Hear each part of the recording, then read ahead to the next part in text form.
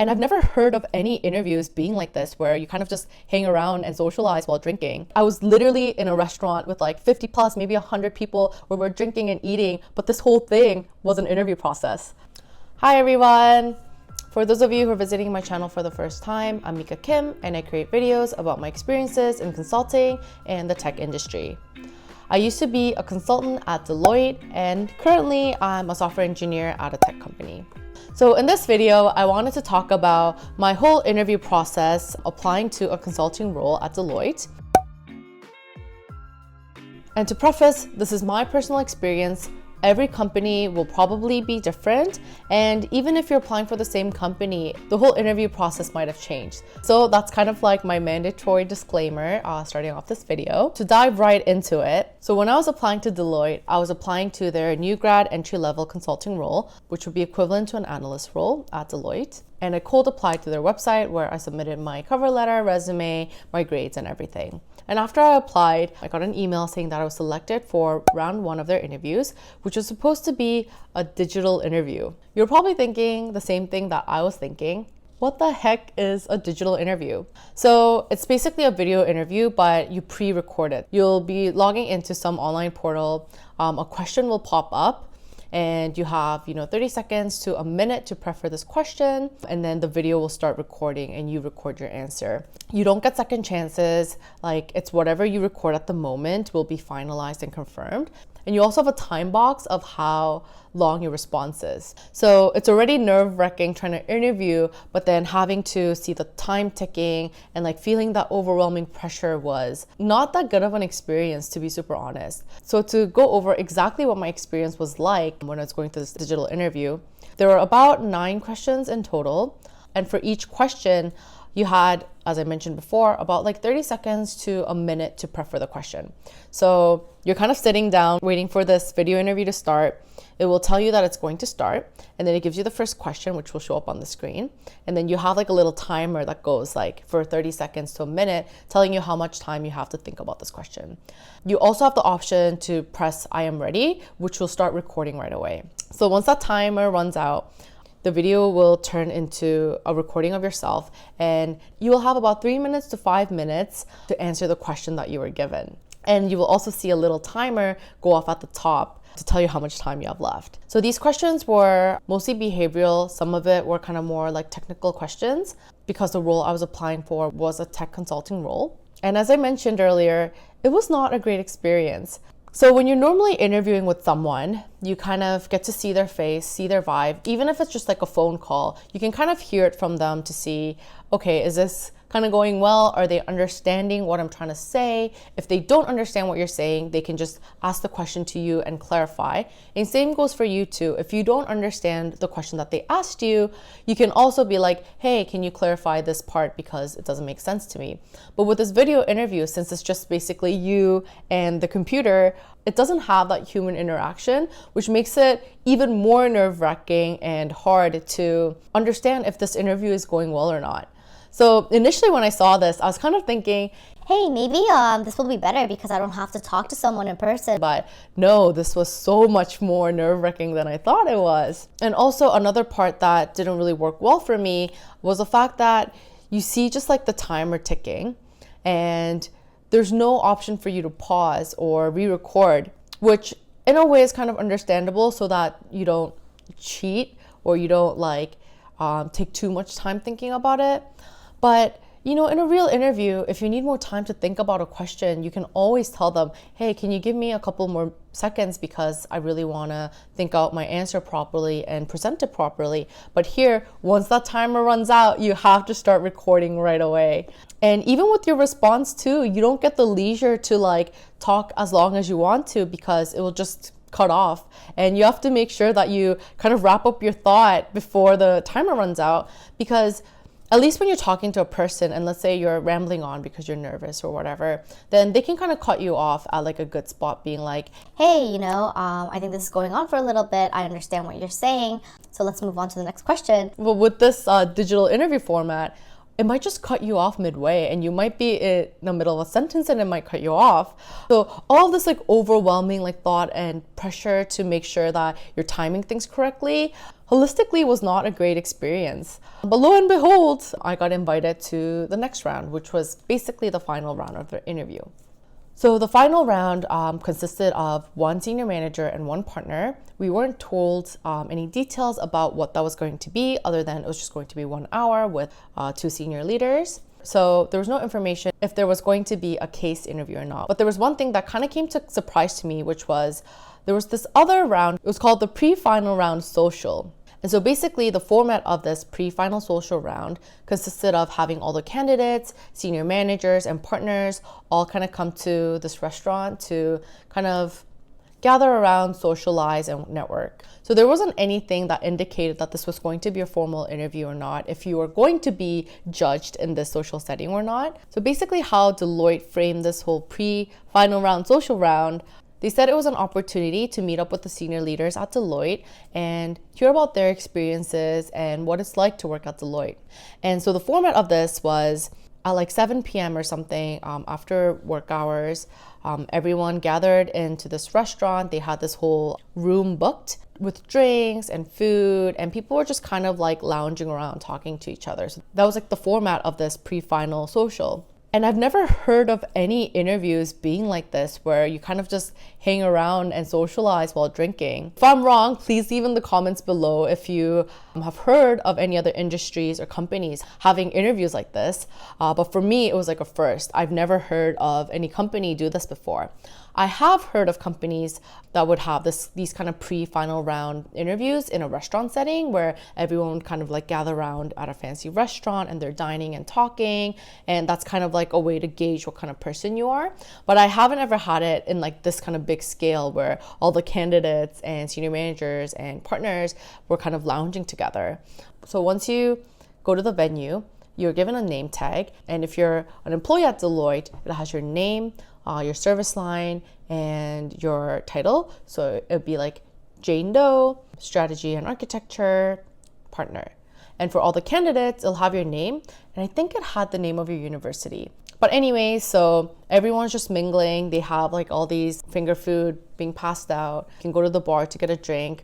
Obviously, a lot of the leaders were drinking, but the candidates weren't, because, you know, no one wants to loosen up too much and make a mistake while they're trying to fight for this job. So I can't remember exactly how many leaders there were, but I think it was maybe a 1-to-5 ratio for the senior leaders versus the number of candidates. At a certain point, kind of during its peak time when there was like the most amount of people, there were a lot of aggressive candidates. So for instance, someone would be talking to a senior leader, and a candidate swoops in and tries to take over the whole conversation.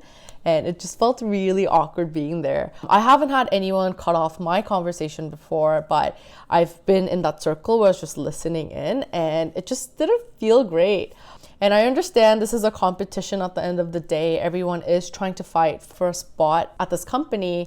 But it kind of got me thinking, you know, if someone that is observing the conversation can tell that you're cutting someone off, I'm sure the leaders felt that too. And I don't know if that's like the best strategy in terms of trying to market yourself. But looking back, I'm kind of like, you know, I wish I was one of the leaders there, because it must be so fun to just observe all of these new grads trying to fight each other. Not like, you know, aggressively, but you can see like all the mental games that's going on. And so it was very, very tiring and draining. But I also think it was a very interesting and almost necessary way to see if this person would be good for consulting, because at the end of the day, as a consultant, you'll be meeting different clients all the time, different people all the time. You'll be working in different teams all the time, and trying to gauge that out of like a video interview or even just like a 1-hour session is not good enough. You want to see how this person interacts with other people in the room, how they hold up a conversation, or if they can't hold up a conversation, and try to suss out if this candidate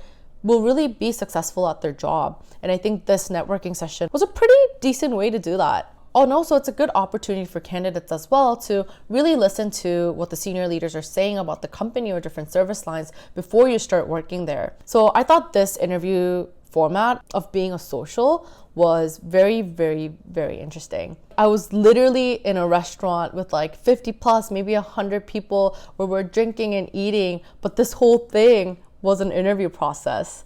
So I keep saying that this is an interview process despite the fact that they said this was a social, because this might be a rumor, so I don't know how true this is, so take this with a grain of salt, but I had some friends that worked at Deloitte and other consulting companies prior to me joining, and they have told me that this social round is actually kind of like the real interview round, like almost like the real final round, where partners will take names of certain people that they really liked. Then it's almost like a guarantee that you'll get hired unless you like totally bomb the final round. So people have told me to take this very, very seriously and to try to talk to as many people as I can, because you never know if it's the first person or the last person that you talk to that will help you in getting this job. And so before going to the social, I looked up kind of like the news of the day. I know it's very basic, but just to make small talk. I think at the time there were baseball games happening maybe. So I kind of read up on that just so that I can follow up on the conversation and not be stumped and have nothing to say or not understand what this whole conversation's about. And I made sure to have a couple of good questions to ask before going to the social. Not so that I can like impress people and be like, I came up with this insightful question, hire me. but so that it's actually beneficial to me too, so I can really gauge what each service line does and also gauge what my life at consulting would be like. And also another thing I made sure to do is have like almost like a 15-second quick intro about who I am. Because as you're like moving around the room, talking with different people, you're gonna have to introduce yourself, and you wanna have some kind of like good introduction so that they can remember you or be like, oh, that's unique, tell me a bit more about yourself. Because if you're like every other person in the room, where you're just like, hi, I'm Mika, I study math at the University of Waterloo, and if you just kind of stop there, then kind of the conversation might end there. So try to like add something else that's kind of unique or that shows like why you might be a good fit or whatnot, so the conversation can flow a little bit more. So for me, at the end of the night, I've had about 2 people ask for my name, and one of them was actually the very first person that I've talked to during this whole social. So I think this social was maybe at like 7 p.m. or something, and I went like 10-15 minutes early. And that's only because I kind of miscalculated the amount of time it took me to get there. And there weren't a lot of people, not even all the leaders were there. They didn't do like the official kind of kickoff like statement either of the social. So just a couple of candidates, a couple of leaders, but then that was like a really good opportunity because I had like a very like direct one-on-one interaction with the partner before people started rushing in. So we had a really good conversation. He asked me a lot of questions. I also was able to ask him a lot of questions, and that gave me an opportunity just like solely for myself to make a good impression. Just as a quick tip, if you do have like an interview setting like this, or even just any networking event, try to go a bit early so that you can have that direct one-on-one time with a person you might want to talk to. And the next day was when all the final rounds happened. As I mentioned, it was about an hour with a senior manager and a partner. How my whole interview process went for that was they went through my resume and they asked me very specific questions to things that I wrote on my resume, being like, hey, so it seems like in your resume and your cover letter, you've highlighted that you have all these technical experiences. Can you tell us a bit more? Or like another instance was, hey, so it seems like you worked on the startup, which gave you, these skill sets. What did you learn from that overall experience? Or if you could change anything, what would you change? So a lot of these behavioral questions were very geared towards what I wrote on my cover letter and resume. So the obvious rule, make sure you don't lie on your cover letter and resume, and make sure you know it inside out so that if they ask you any question about it, you're ready to answer it. And then after that, they budgeted, I think, about like 20 to 30 minutes to go over this mini case. And as you probably know, if you're interested in applying for a consulting role, case interviews are very, very common, and almost every company has them as their interview process. So I also had a mini case interview. It wasn't anything big. I personally was a little scared about this because before knowing that I got an interview from Deloitte, I wasn't planning on applying to any consulting roles. So I wasn't as well seasoned and practiced in these case interviews, but thankfully this was a very, very small case. So the case interview that I got, to very, very generalize it because I can't go into too much details, was this company wants to have this kind of technical implementations. Here are some options. like what would you choose, what would you recommend, why are your reasons, and kind of other follow-up questions in regards to that particular scenario. So that was kind of like the gist of what the question was. They give you a good amount of time to think about it, and if you need more time, they will give it to you, because I needed more time to kind of craft my answers, and I asked for more time, and they were totally okay giving me the space and time to think about it.